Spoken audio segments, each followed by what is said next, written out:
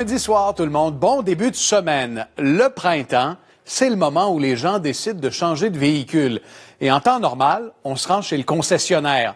On essaie 2 ou 3 bolides qui nous intéressent, puis ensuite, on magasine pour voir si on peut négocier un peu, quelques options, des pneus d'hiver peut-être.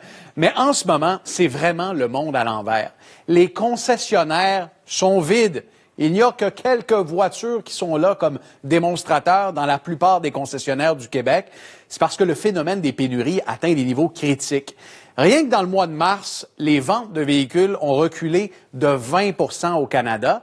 Et pendant ce temps, le prix des véhicules d'occasion, dans l'usager, continue de grimper d'à peu près 50 % sur un an.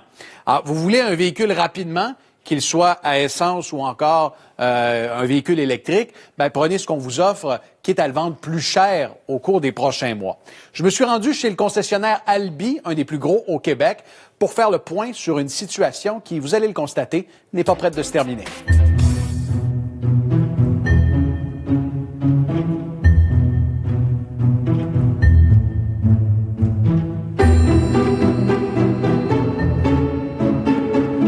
Denis Leclerc, vous êtes président d'Albi le Géant. Merci de nous accueillir aujourd'hui. Bon matin, ça me fait plaisir. Vous nous accueillez dans un concessionnaire qui est presque vide. Oui, qui habituellement contient 150 véhicules neufs dans la salle de montre et on a environ une quinzaine de véhicules en ce moment. C'est incroyable. C'est du jamais vu. et habituellement, les concessionnaires ont des véhicules à proposer aux consommateurs. En ce moment, l'attente, elle est énorme, non seulement pour l'électrique, évidemment, mais aussi pour les véhicules à essence. Exact. Pour l'essence, on parle d'environ 90 jours s'il n'y a pas de changement. Parce qu'on comprend que les pièces sont faites soit en Chine ou un peu partout. Et si les conteneurs n'arrivent pas, si les trims ne peuvent pas se marier, nos manufacturiers ont beaucoup de challenges à mettre les pièces ensemble pour fabriquer un véhicule.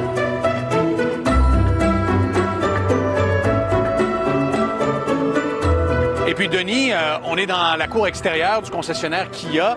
Habituellement, on serait entouré de centaines et de centaines de véhicules. Habituellement, ici, il y aurait environ 300 véhicules. Et aujourd'hui, on en a 4, 9, dont un de notre personnel pour montrer le modèle. Et l'autre côté, on en a 5 aussi. Fait qu'on parle d'une quinzaine de voitures. Quelqu'un qui arriverait ici chez le concessionnaire et qui veut ressortir avec un véhicule, c'est pratiquement impossible. Aujourd'hui, non. C'est pas une question d'amis, pas amis. C'est que j'ai besoin du véhicule pour le montrer. C'est ça. Si je veux en commander un autre, les gens... Et vous avez de la misère à avoir un démo. Exact. C'est parce qu'on se fait pousser un peu par nos clients pour dire « Hey, je n'ai vu un, je veux que tu me le livres. » On aime nos clients. Ouais. On est tout le temps tirés, là. Denis, on s'attendait à ce que ces pénuries-là s'estompent au fil des mois et qu'on arrive au printemps, qui est la saison forte habituellement, avec des stocks. Quels sont les principaux facteurs qui expliquent ce phénomène de pénurie dans l'automobile? On connaît l'histoire des chips depuis le début. Oui, les micropuces qui sont manquantes. Les micropuces qui sont manquantes.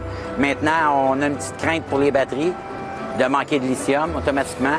Et tout ce qui est trim. On va parler d'un cuir noir, comme un cuir rouge. Dans certaines marques, tu peux pas avoir ça.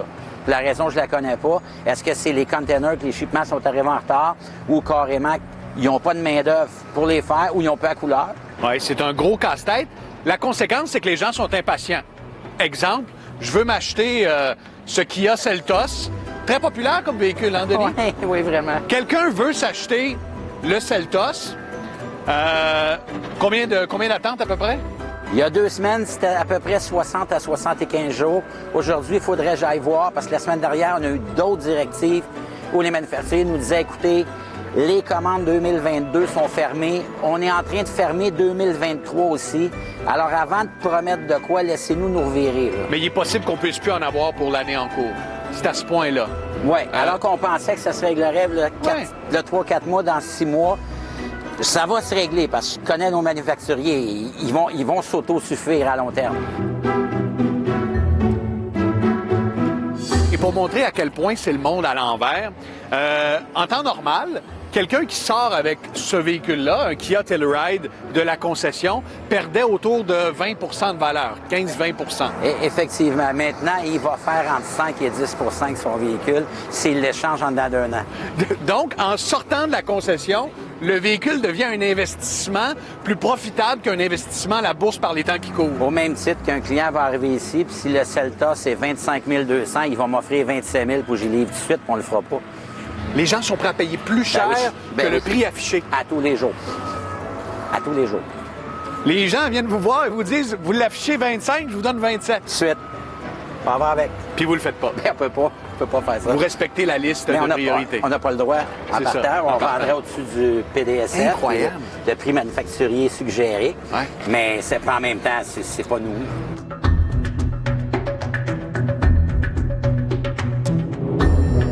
Puis dans ce contexte-là, est-ce que le client a un rapport de force? Quelqu'un qui vient essayer le véhicule puis qui vous dit, moi, je le prends, mais vous allez me laisser les pneus d'hiver avec. Ça n'existe plus, ça? Bien, on a compris que la négociation n'est plus là, OK? Nous, on va offrir un 25 d'escompte. On essaie de pas avoir de l'air d'exagérer. Mais si tu as déjà 4 à 5 à 6 mois de vendu d'avance, le client qui te demande de baisser, il faut que ça soit un excellent client depuis toujours, qui a toujours gagné quelque chose, puis on va lui donner quelque chose parce que on veut pas non plus avoir l'air de prendre avantage. Ouais. Mais la réalité, c'est que le produit il est vendu. La demande est plus forte que l'offre.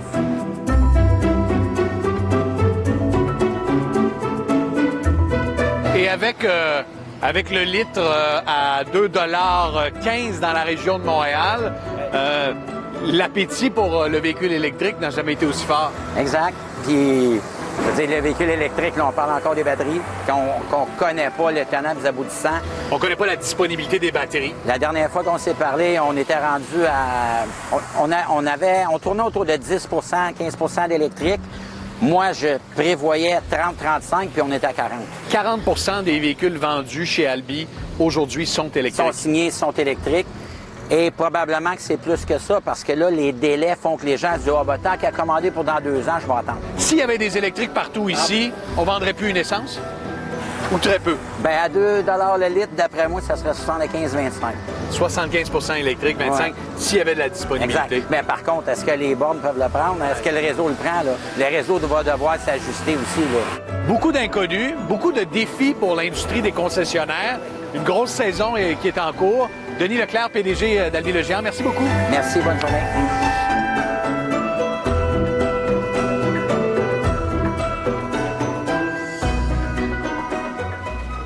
Ouais, puis en terminant, je veux vous raconter, je me suis rendu dans un concessionnaire il y a quelques jours, puis j'ai croisé un client qui